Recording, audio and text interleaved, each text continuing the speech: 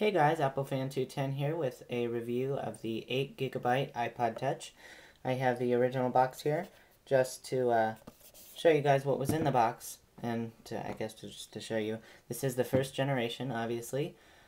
So what was in the box when I first got it is you get the dock connector, number 14. You get the computer cable to connect it to iTunes.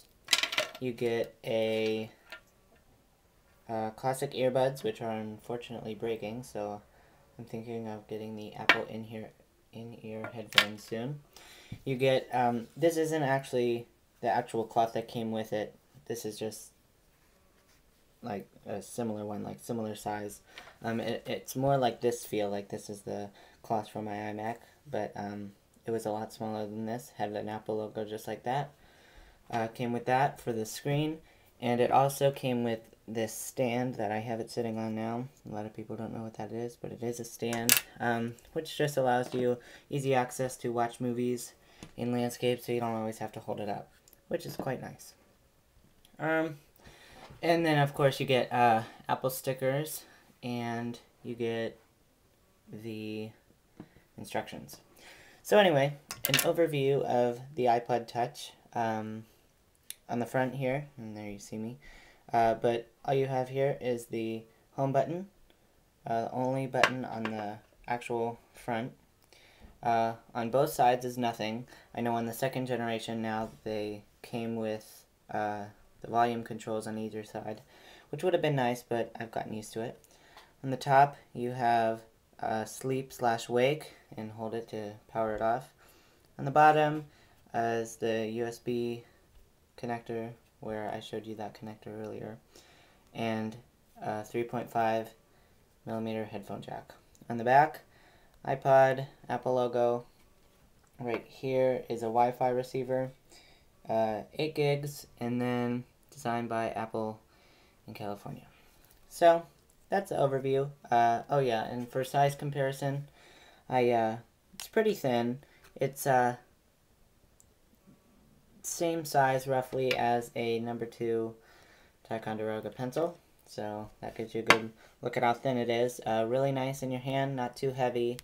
Okay, so let's go in. As soon as you press the home button, you get this slide to unlock, and on the top it shows you time, date, and day of the week. And you have your battery indicator here, and shows you a lock and iPod, and shows you signal strength for Wi-Fi. Oops. Okay, so here's the home screen.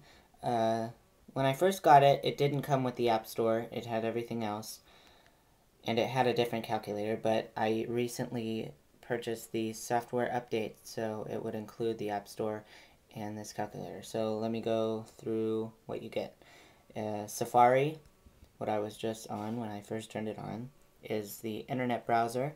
Nice internet browser, allows you to landscape and type in landscape as well. That's nice.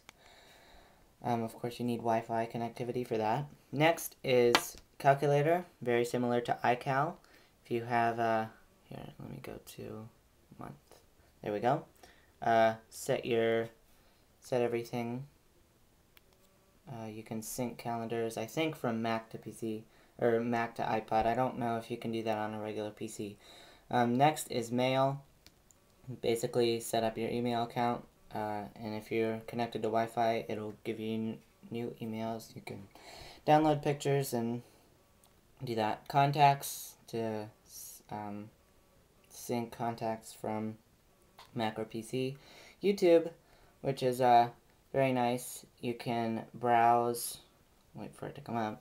Oh, sorry.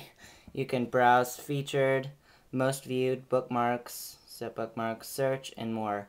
Unfortunately, you can't actually log into if you have a YouTube account, but you can just view videos, which is nice. You know, also requires Wi-Fi connectivity.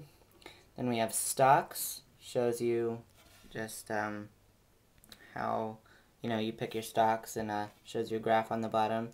You can set it to the previous day, 1 month, 1 week, 3 months, 6 months, 1 year, and 2 years. for whatever one you highlight. So that's nice. Maps, really nice feature for, you know, obviously you can search almost like Google Maps right on your iPod. Weather, for showing weather all around. You know, you set all these different places. Calculator, which has a new interface after the update. Turn it sideways and it becomes a scientific calculator for exponents and a lot of this stuff that I really don't know, but it's nice. Notes, set notes, take notes. Good for people who don't want to forget things. Write your grocery list if you want. Clock, I'll show you that real quick. This feature has a world clock on it, set all the clocks that you want. An alarm clock, which is nice. Stopwatch for doing whatever, if you want to time yourself running. And a timer, in case you don't have one on you. So, that's nice. Then, settings, basically set up your email accounts, do your wallpaper, clear history in Safari, choose videos and photos and whatnot. And then the App Store, which is obviously you purchase apps. I have a bunch of apps on here. Well, not a bunch, but... And then this bottom thing here is the dock. Has music for all your music, videos for movies, video podcasts, and music videos. Photos for your photos, obviously. And iTunes, which is nice. So you rarely have to connect it to the computer unless you like want a movie or podcast or something. So that's basically just an overview. It's really nice iPod, best one I've ever owned. Really good because I like, you know, just the entertainment quality of it. It, you know, does what no other iPod can do. Very similar to the iPhone, but of course the iPhone is a little bit thicker and it has a phone and texting, so I guess that's really the only difference between the iPhone and the iPod Touch. So yeah, so basic overview of the iPod Touch, and I'll catch you next time.